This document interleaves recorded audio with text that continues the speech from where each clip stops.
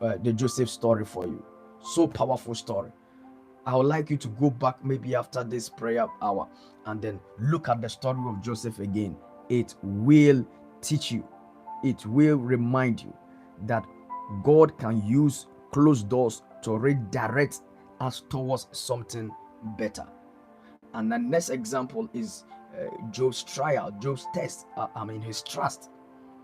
You see, Job's life was marked by immense suffering, so much suffering. Yet, what did he do? He ultimately placed his trust in God's sovereignty. How do we know? In Job 42 verses 2, he declared, he said, I know that you can do all things. No purpose of yours can be thwarted.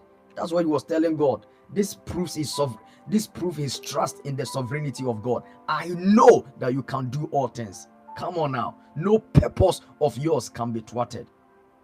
Can you go through what Job went through, or a minute of what Job went through, and be able to declare that with confidence that God, I know you can do all things. No purpose of yours concerning my life, no purpose of yours concerning this situation can be thwarted, can be stopped. This is a proof that indeed your trust is not in yourself or in any other thing, but in the sovereignty of God, in the all-powerful God, in the all-knowing God, in the God who controls things and who works things together for the good of those who are called according to his purpose. The next example is Paul's ministry. Is one of the scriptures that it will blow your mind when you want to see the other side of God, his character. See, the Apostle Paul experienced closed doors in his ministry. I'm telling you. So when you are in ministry, or when you are in any vocational industry and you're experiencing closed door, it's normal.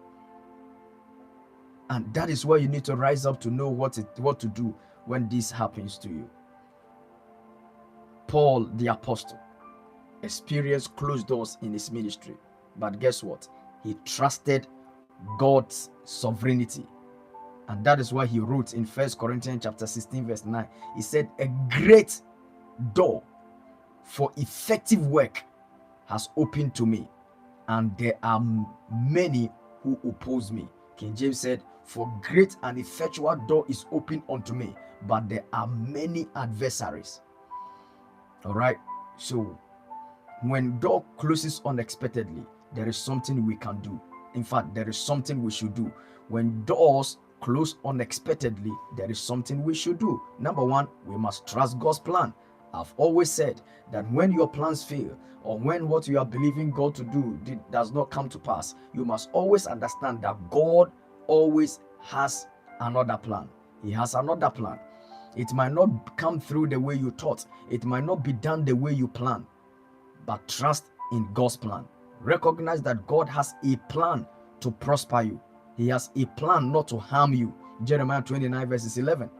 And what must you do again? We must seek guidance. Seek guidance. Pray for wisdom and clarity.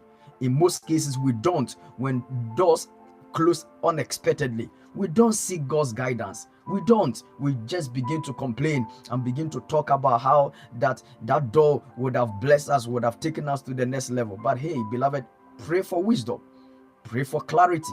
Calm down, knowing that God gives wisdom generously to those who ask him. That is according to James 1:5. And what must we do again? Focus on God's promises. Focus on his promise. Get the scriptures. Meditate on verses like Isaiah 41 verses 10. What does it say? Let me paraphrase it. So do not fear, for I am with you. Do not be dismayed, for I am your God. I will strengthen you and help you. I will uphold you with my righteous right hand. If you don't believe this, what else do you want to believe? And then what more? Cultivate patience and perseverance. Faith without patience is impotent. Cultivate patience, cultivate perseverance, trusting in his sovereignty. Trusting in God's sovereignty fosters patience. It fosters perseverance, knowing he works all things together for our good. Again, that is Romans 8:28.